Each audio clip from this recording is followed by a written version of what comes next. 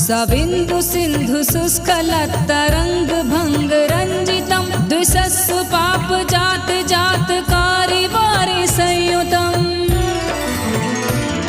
क्रतान्तु दूत काल भूत भीत हारि वरमदे त्वदीय पाद पंकजं नमामि देवि नर्मदे त्वदीय पाद पंकजं नमामि देवि नर्मदे नमामि देवि नर्मदे नमामि